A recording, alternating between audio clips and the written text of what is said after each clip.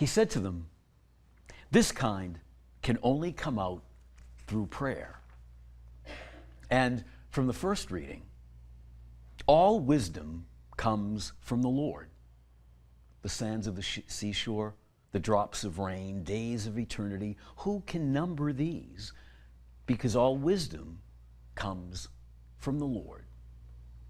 Pray for wisdom. I had a bit of a dilemma this past weekend. It wasn't a big dilemma. It wasn't a huge problem, but for me, it was a bit of a problem, a bit of a dilemma nonetheless. My parish had a potluck supper. I'm not very talented when it comes to making supper. And all of the things that I can make, I've already made. I've already brought to the potluck supper a couple of years ago my famous peanut butter sandwich. That went over pretty well. I brought the year following, I brought a really nice bowl of cornflakes. Really good. That went quickly. A couple of years ago, I brought a really nice can of chicken soup. Heated it up, delicious. I didn't know what to bring this year. And I didn't want to do the same old thing, so I thought and I kept coming back to the peanut butter sandwich because I can really make good peanut butter sandwiches. And I eat a lot of peanut butter sandwiches. So I said, peanut butter. I don't want it just to be a plain old, I know what I'll do. Bananas. I'll add bananas to the peanut butter sandwich. It'll be a bit of a kick. So I made one, I tried it, worked perfectly. I made 8 more. Cut them up, brought a big platter to the potluck supper. And that night, someone said, "Father, does this recipe have a name?" It didn't, but I decided very quickly it would. And I called it peanut butter sandwich with a twist. Worked pretty well. With a twist.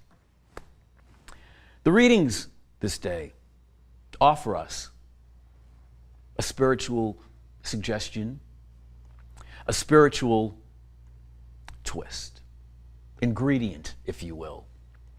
That first reading, taken from the Old Testament book of Sirach, a reminder to us that all wisdom comes from God.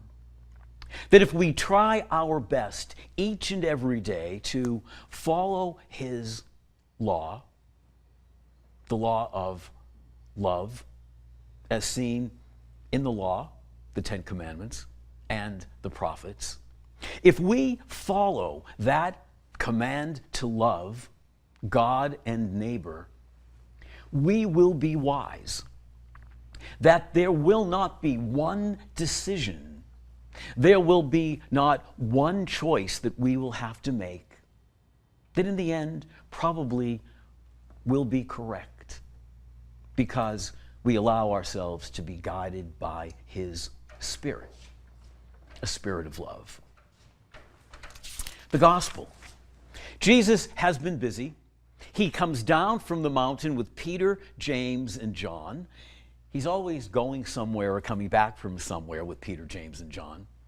They've arrived back on the scene, and there is a dilemma going on. There is a young boy who is ill, probably gravely ill, and they bring him to Jesus. Now, I don't know if you picked this up, but the reason they were waiting for Jesus is that they asked Jesus' disciples to help the boy. And they tried, and they tried, and they tried, and they couldn't do it. I asked your disciples to drive it out, but they were unable to do so. Jesus, the Father's face, the Father's Son, the eternal Word, wisdom, made flesh, took the boy and drove out the darkness. His disciples were a bit confused. They were doing everything, but obviously not one thing. One thing was left to do. This kind can only be driven out by prayer. My friends, you and I are invited through our faith every day to live humanity, our human beingness with a twist. And that twist is prayer. It's what we're doing right now. When you and I make time for prayer, we get to know the Lord even more closely than we did yesterday, more intimately than we did yesterday, because we grow in faith. And when we grow in faith, we grow in wisdom.